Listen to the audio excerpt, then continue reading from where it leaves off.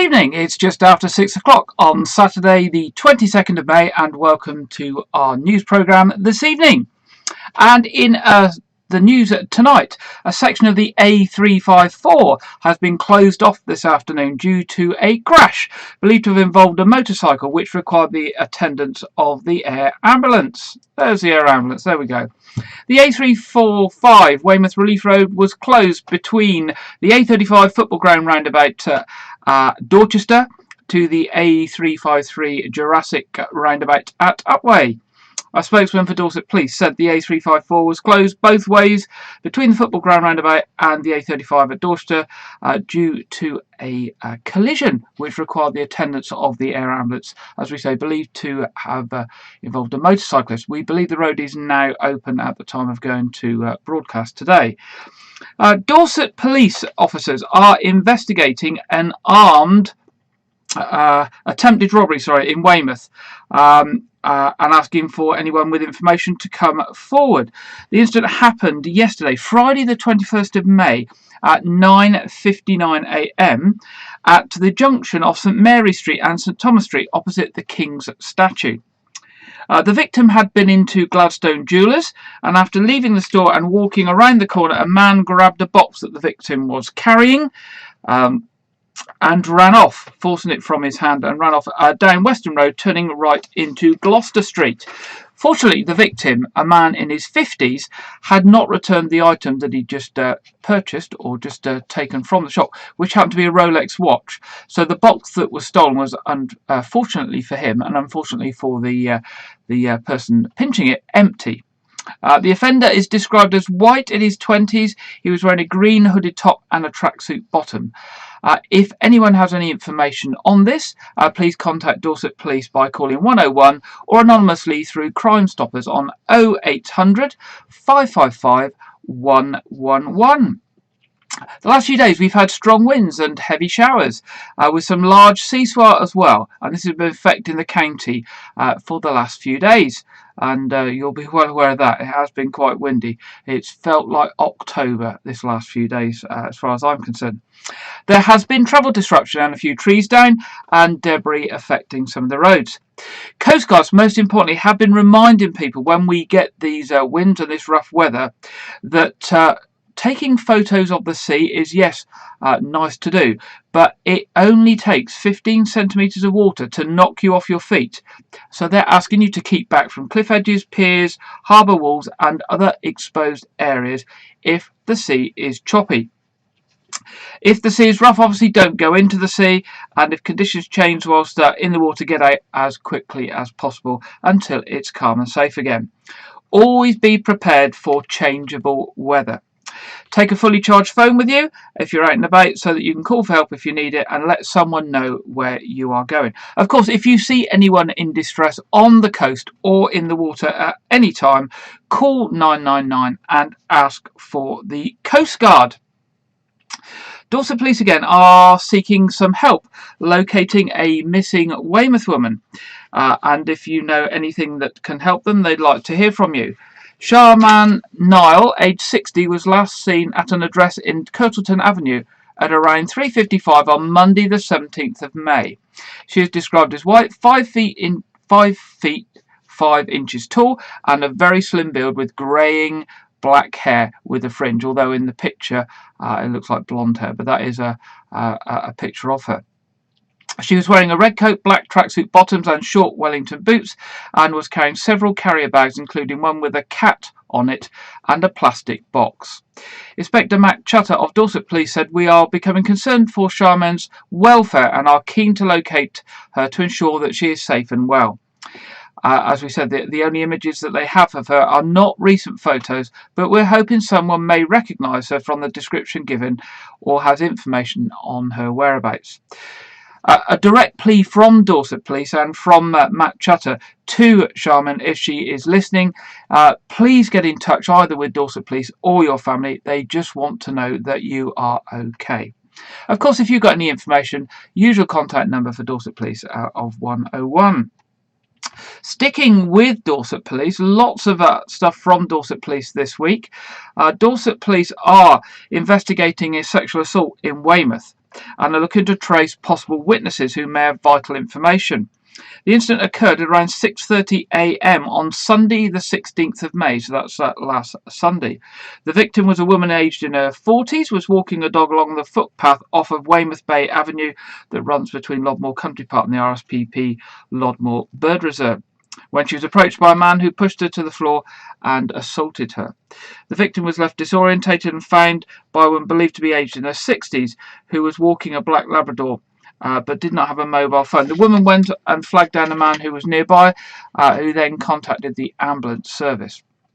When the man and woman returned to the victim, she was being assisted by a male runner, and a further female runner also stopped as well. Detective Sergeant George Graham of Weymouth CID said the victim has been the subject of a very distressing assault, and she has been fully supported by specially trained officers. I'd like to reassure members of the public that we have launched a detailed investigation into this incident, and we've been carrying out a number of inquiries. We are determined to identify the offender. We are urgently trying to identify the woman who found the victim and the female runner who stopped to help, so we can take their accounts as to what information they may have or have been told. And I would ask these people or any other witnesses to please contact us immediately. Of course, their usual contact details for Dorset Police here, 101, or through Crime Stoppers on 0800 555 111. Another police story, this time a WykeRegis man who illegally imported cropped and docked Doberman puppies into the UK has been sentenced to 2 years and 4 months in prison for risking the rabies-free status of the country. On Monday the 17th of May at Bournemouth Crown Court, Peter Graham Harmon, aged 39, formerly of Portland Road, WykeRegis, was sentenced, having previously pleaded guilty to 6 offences related to the import and sale of litters of Doberman puppies, following an investigation by Dorset Council Trading Standards. Harmon had pleaded guilty on the 23rd of March to an offence under the Fraud Act of participating in a fraudulent business for a 3-year period, 4 offences of breaching rabies import controls on numerous occasions, and an offence under the Consumer Protection from Unfair Trading Regulations for misleading claims in advertisements about the history and transportation of the animals. As we said, he's been sentenced to 2 years and 4 months in prison. Harmon operated an online business called UK Dobermans that specialised in importing cropped and docked puppies. The cropping of dogs' ears and the docking of their tails for aesthetic purposes is banned in the UK and most of Europe, but there is still a demand for these dogs. Since the business was set up in 2016, Harmon had regular shipments of dogs imported, with some selling for up to £3,000 each. The prosecution was as a result of joint efforts of Dorset Trading Standards, the Animal and Plant Health Authority imports team at Eurotunnel, the police and the National Crime Agency. The A35 heading towards Dorchester has now reopened. Remember, we had the story of the sinkhole last week. This was on the stretch between the A31 at WykeRegis and the A35 at Stinsford Roundabout, following extensive repairs carried out by Highways England. Drivers heading westbound were unable to use the road following the emergence of a sinkhole, but following a successful programme of repair work, the road was able to be reopened at 8 a.m. on Wednesday this week. The repair work involved detailed survey and design work before 15 cubic metres of foam concrete was poured into the defect on the carriageway. Once cured, the top surface of the road was relaid before the road markings and studs were reinstalled and the road reopened. Dorset's COVID vaccination programme continues well on track, with over 750,000 doses now delivered. Figures published on the 20th of May show that 480,643 people in the county have received their first dose, with 292,315 receiving both doses since the launch of the vaccination programme late last year. That's a total of 7,722,958 doses. Over 60,000 people aged 40 to 44 have received at least one dose. 35,326 people aged 45 to 49 have received one dose, and nearly 102,000 people aged between 50 to 59 have received at least one dose. 290,000 second doses have been delivered across all age groups, including, and this is really, really good news, 95% of those aged over 70. So there are still some people who aren't taking up the offer of the vaccination. According to national data, Dorset is one of the best performing counties in the country, so that's good news. Sam Crowe, Director of Public Health for Dorset Council and Bournemouth, Christchurch and Poole Council, said, "It has been fantastic to see the enthusiasm of the COVID-19 vaccination rollout across the county, with over 750,000 doses given in Dorset so far.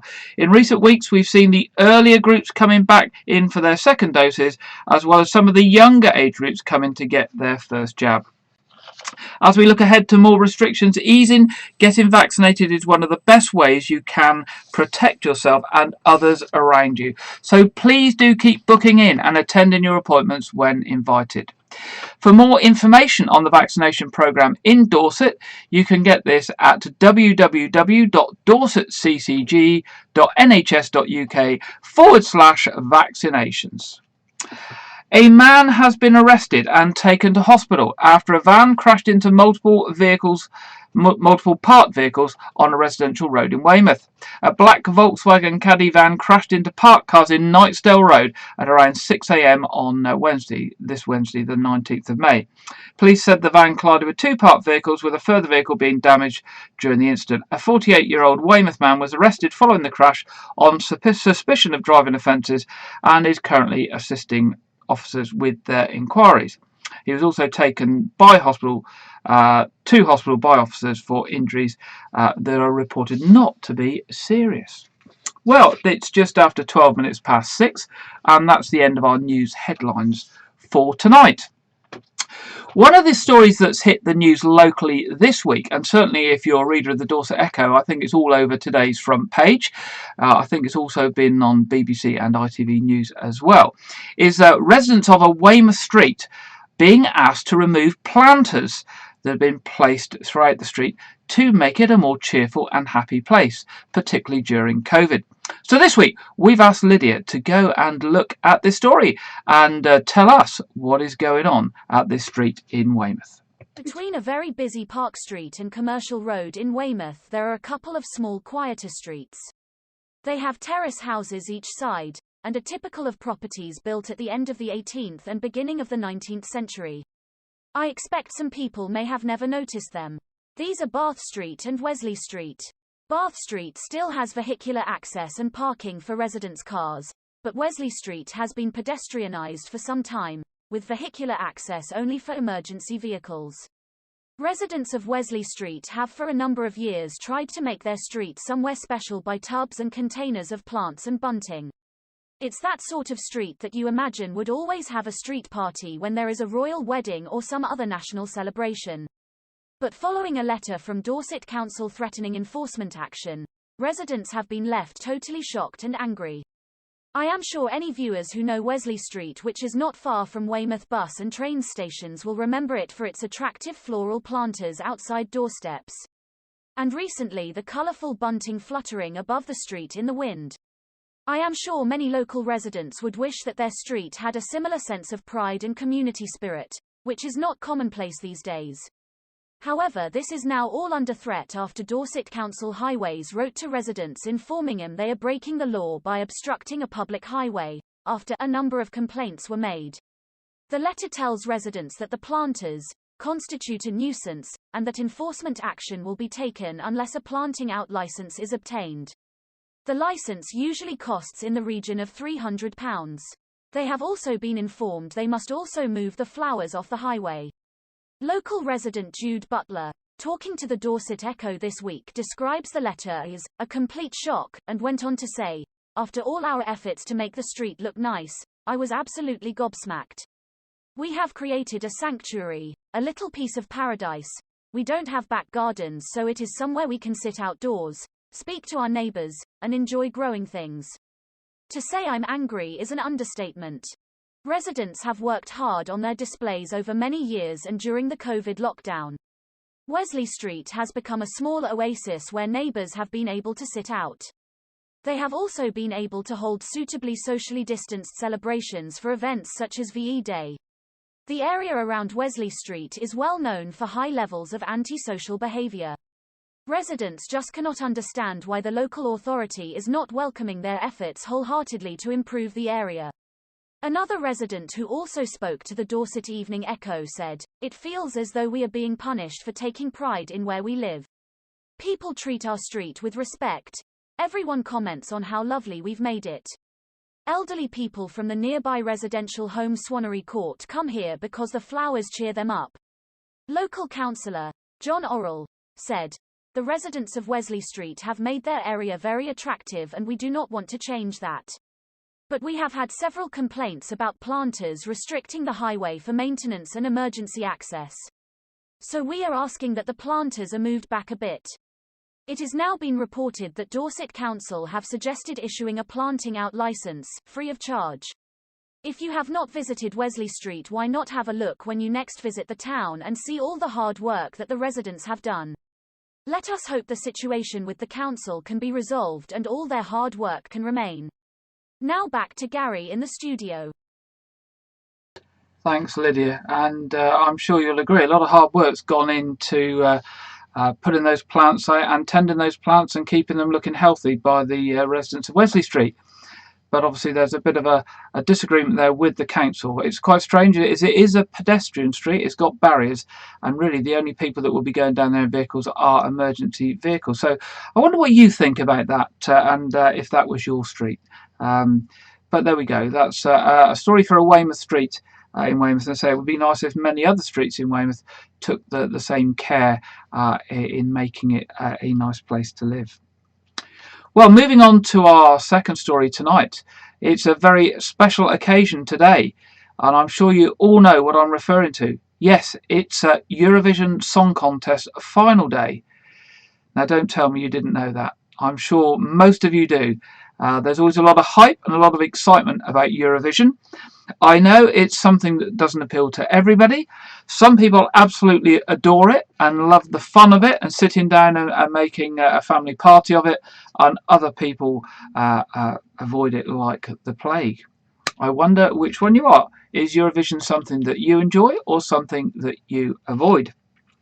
Well, this week we asked Janet Hall to look at the history of Eurovision. And I should point out, Janet realised just before we went on air in a frantic message that actually at the start of her report she says that the final is on Sunday, and it's not, it's actually on Saturday. So it was too late for us to change that. So it is tonight, believe me, so don't miss it if you want to watch it. Eurovision is tonight. But let's see Janet's report for this week.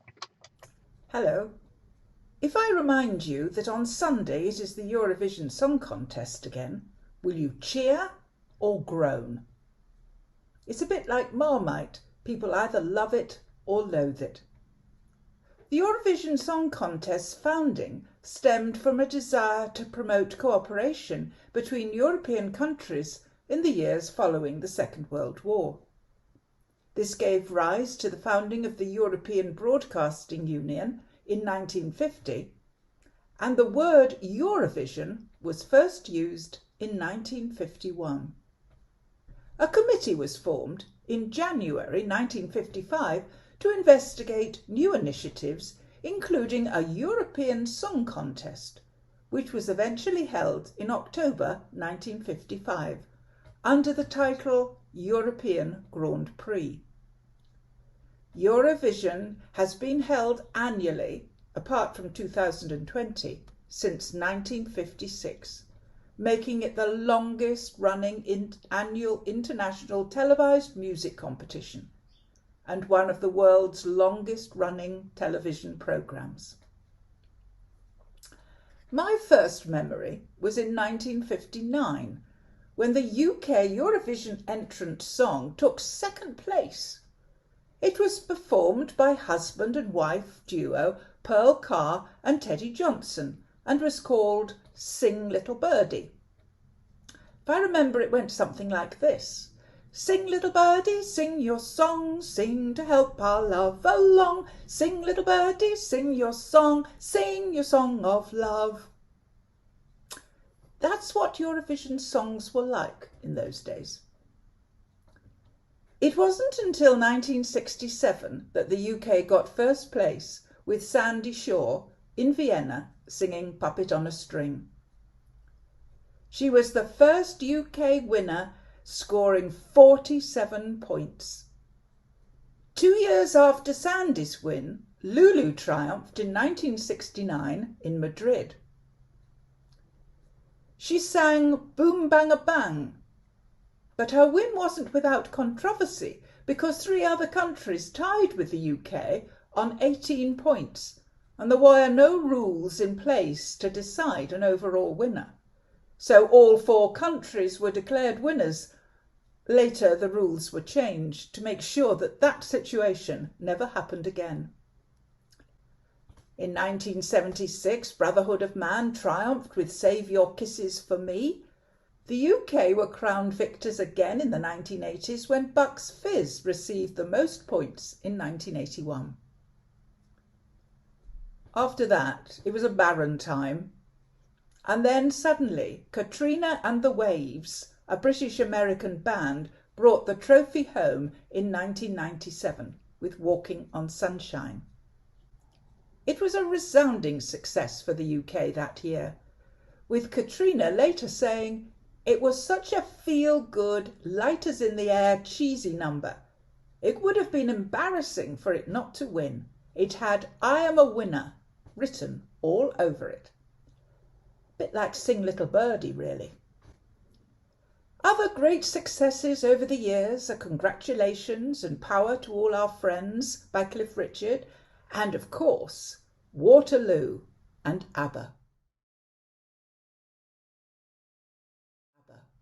It has received much criticism for its musical and artistic quality, and for a perceived political aspect to the event, and concerns have been raised regarding political friendships and rivalries between countries potentially influencing the results. It wasn't like that when it started. My early memories of it was a very proper affair. Katie Boyle hosted the contest in 1960, 1963, 1968 and 1974 when it took place in the UK, and introduced it for the UK in other years in a very dignified way.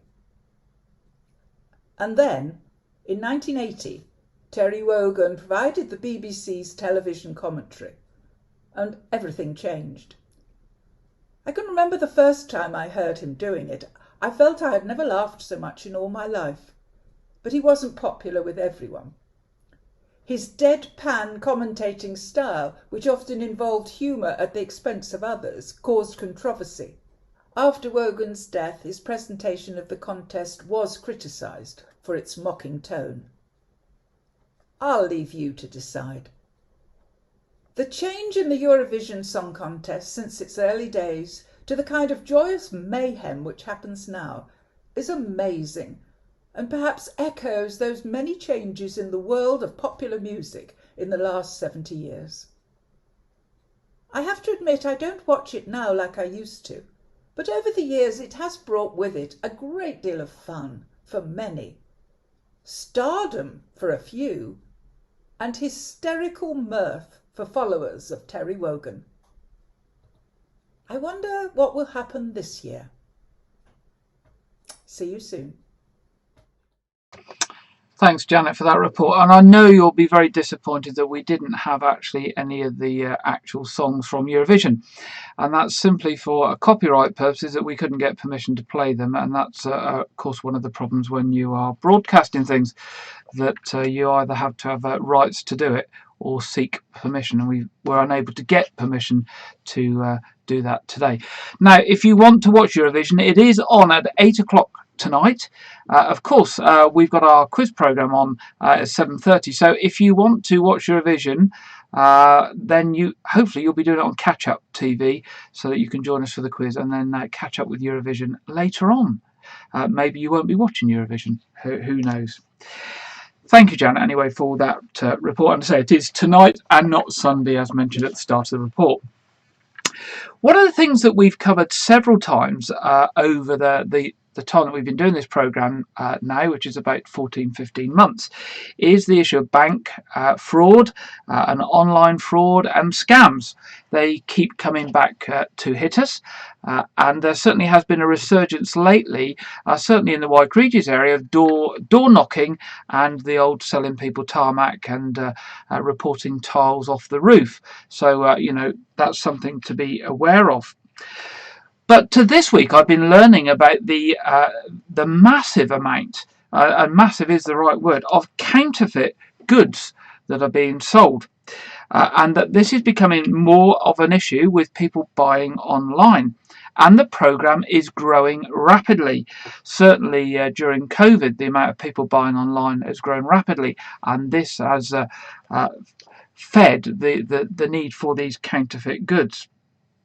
So this week I've been looking at how much of a problem the sale of counterfeit goods are, and how we can protect ourselves from buying fake and substandard goods online. From fake designer watches or handbags to COVID vaccines, counterfeit trade is booming.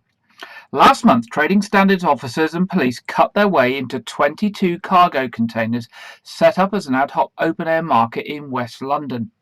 They discovered £2.5 million worth of counterfeit goods. Among the haul were items that had originated from China, Hong Kong, Bangladesh and Turkey. They were fake designer goods such as perfumes, jewellery and electronics bearing names such as Versace, Chanel, Burberry, Apple and Rolex. There were racks and racks of goods with items such as handbags that would normally cost £800 being offered for as little as £50. Such is the scale of fake goods coming into the UK that only a few days later another operation close to Heathrow Airport took 3 days to complete and catalogue the 45,000 items seized, with a retail value of around £15 million. But despite the success of these raids, this is just a very small fraction of the counterfeit goods now coming into the UK and being sold. It is estimated that last year that fakes worth around £13.6 billion were imported into Britain. This is thought to be an increasing trend, with the shift to online shopping continuing to grow and being particularly speeded up by the COVID pandemic, and more people than ever now shopping online. It is also a worrying time, as it is estimated that looking at just one type of goods, like fake electrical goods, it reveals that around 37% have been found to be dangerous. Growing markets in fakes worldwide include makeup, tobacco and counterfeit medication, and even fake vaccinations. In Britain, there is currently no evidence of counterfeit medications entering conventional distribution networks that supply pharmacies and hospitals, although fake medication has been found for sale online. So it's very much a time for buyers to be aware, especially when buying online. If you are looking to buy any expensive item and the price you're being offered is a very good deal, do be careful. An example of this would be bicycles normally being sold around £2,000 might be offered at somewhere between £1,000 and £1,500, making it look like a good bargain, but not low enough to make you question whether they are legitimate goods. Here are some simple tips to help you stay safe and avoid buying counterfeit goods. Trust your instincts. If an offer looks too good to be true, then it probably is. Legitimate designer items are rarely discounted, so do not rush and be fooled into believing you're getting a good deal. Check the spelling and grammar on the website and of the URL, the distinct website address. Often the people behind these sites do not pay a lot of attention or care to this detail. Fraudsters may also try to deceive you by slightly changing the spelling of a well-known brand or shop in the website address. Look to see where the trader is based and whether a postal address is provided. Just because the web address has UK, do not assume the seller is based in the UK. If there is no address supplied or there is just a PO box or email, be wary. Only deal with reputable sellers Only use sites you know or ones that you have been recommended to by others. If you have not bought from the seller before, do your research and check online reviews. People will often turn to forums and blogs to warn others of fake sites and bad deals and how they have been affected. Ensure that the website address begins with HTTPS at the payment stage. This indicates a secure payment. There are lots more tips and helpful advice available online. Go to the following website: https://www.fact-uk.org.uk and search under counterfeit goods. There we go, that's my report this week on counterfeit goods. And what massive numbers are involved, isn't it? Over £13 billion worth of goods sold each year in the UK. That is actually bigger than some of our major companies. And that's the amount of goods that are coming in from other countries that are made cheaply and they're actually got counterfeit brands on them. And the electrical goods is a worrying one. 37% of electrical goods, counterfeit electrical goods, are faulty and not safe. So very much a case of buyer beware. And of course, you can also speak to your local trading standards department if you want advice as well or are concerned about the standard of products that you have purchased. So it's time now for our national weather forecast, and this evening we are joined by Aidan McGivern from the Met Office. Hi there. An improvement in the weather this weekend, although that's not saying much. It will just be less wet and windy, I think, for much of the time.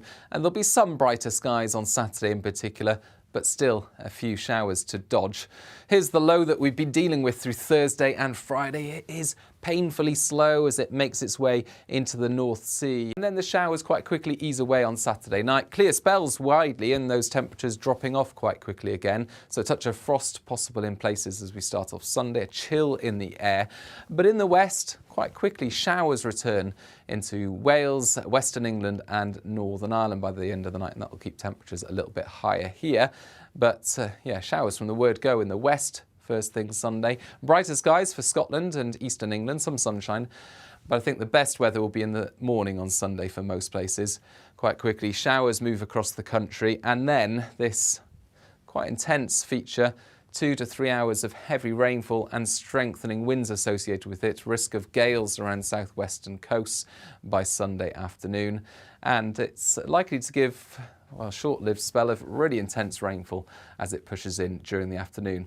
It's early afternoon in the west and then it moves later in the day towards the north and the east. So really a lot of weather going on Sunday, and of course that will have an impact on temperatures, 12 to 13 Celsius. So yeah, the weather stays pretty unsettled for now. However, there are some signs of an improvement next week, and we'll keep you updated on that on social media. Bye-bye. Thank you there, Aidan. As Aidan said, there are some signs of improvement. So what does the weather locally hold for us this week? Well, it's certainly going to stay unsettled for the first part of the week through until probably Wednesday, with continued unsettled weather, shower and sunny periods. But hopefully Thursday and Friday look to be drier and sunnier, and temperatures up to sort of 14-15 degrees. So maybe next weekend will be even better than Thursday and Friday. So drier as the week goes on, but certainly up until Wednesday, lots more rain to come. Now, looking at traffic and travel, it seems that each week seem to have the same record almost of the works that are going on. And there are massive amounts of work going on throughout WykeRegis and the wider Weymouth by Wessex Water, replacing pipework. And this week there's work undertaking in Galway Road still, South Road, St David's Road, Marlborough Avenue, and Southern Electric are also working in Walker Crescent as well. Roadworks are also scheduled this week for Faircross Avenue, and delays are possible with those works. On the trains, though, good news. No planned engineering works on train services from Weymouth this weekend or the week ahead. Moving to what's on. All of those things I've been telling you about over recent weeks, all those things that are opening back up, are now open. So that's Portland Castle, Fancy's Farm, Portland Museum, Portland D-Day Centre, Weymouth Museum, the Keep Military Museum in Dorchester, the Knowth Fort and the Sea Life Centre. So plenty of things to do if you fancy venturing out. And these are all places that are taking the COVID precautions very seriously and have things in place to keep you safe.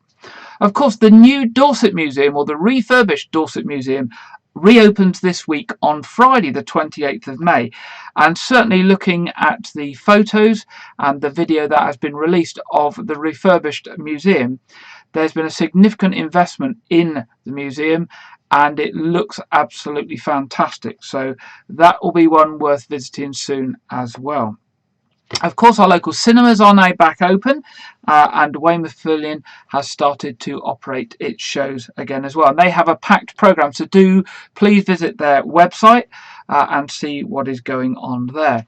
Of course, this week, starting today, is also Dorset Arts Week. And this is where various people open their studios and facilities for people to go and see their artwork. Things are a little different this year and obviously more precautions in place. So to find out where the venues are, when they're open and any specific restrictions, if you go to the Dorset Arts Week website, all of the information is there, and that's on dorsetartweek, not singular, not plural, .co.uk, www.dorsetartweeks.co.uk.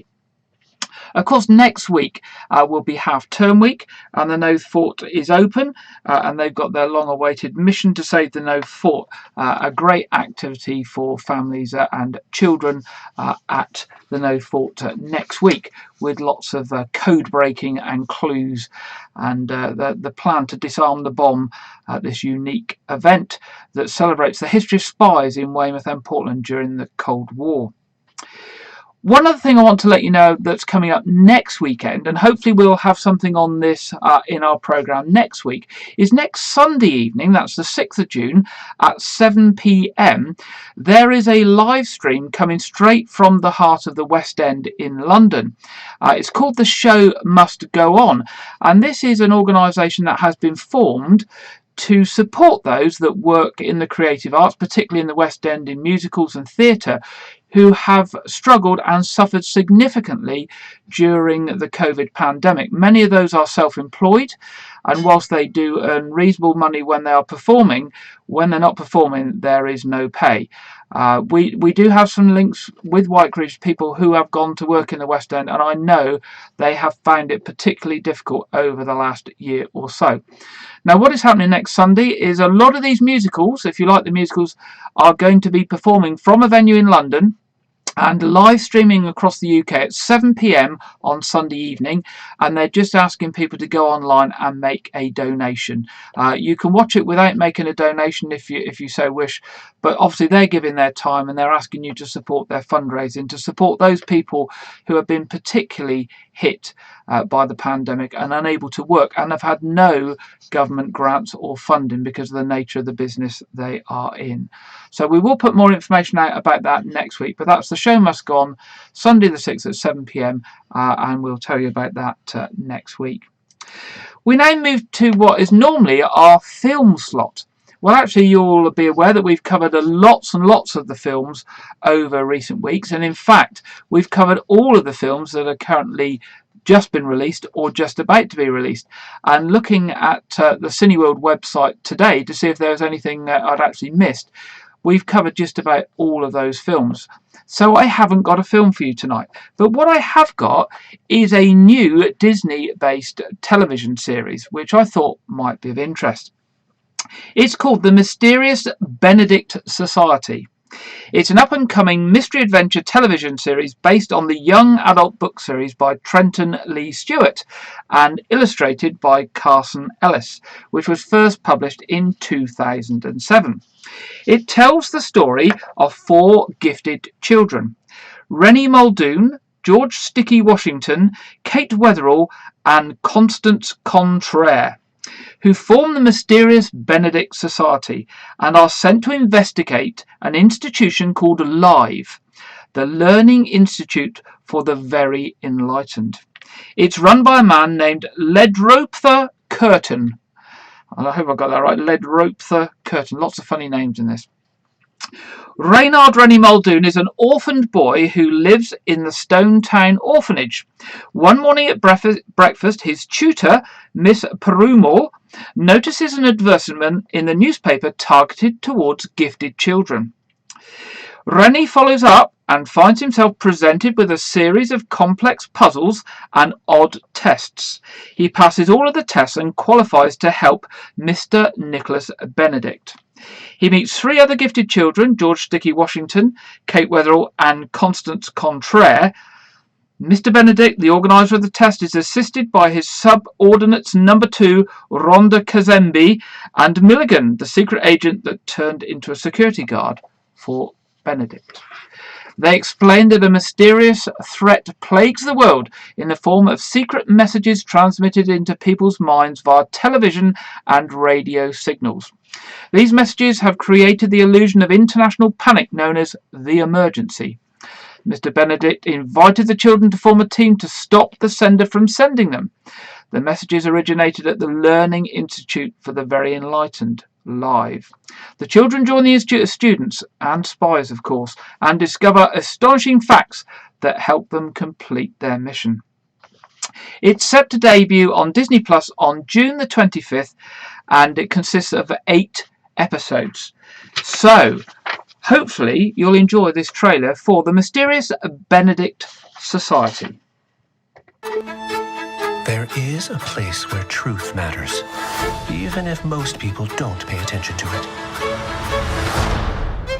Our organization is always searching for those who appreciate the truth. If any child is caught cheating, they will be executed.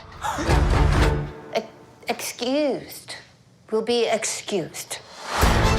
And our criteria for approval may be considered mysterious. Mr. Benedict, we have our team. Hello? I'm the aforementioned Mr. Benedict. You all possess a quality that is lacking in our society. Rainy, your intuitive understanding of human nature. Sticky, your reservoir of knowledge. Constance, Your defiance of conventional thought patterns. Kate, your uncanny feel for how things go together. What is it that you all have in common? I see fear and bad fashion. You're very unpleasant. Okay. You're the only ones capable of seeing the truth, then together you are immensely powerful. We're asking you to go on a mission that can only be accomplished by children. There is a sinister force brainwashing us. And yes, he is my twin brother.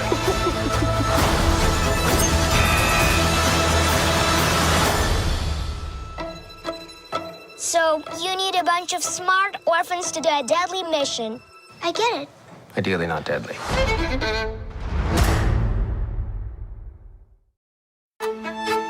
There is a place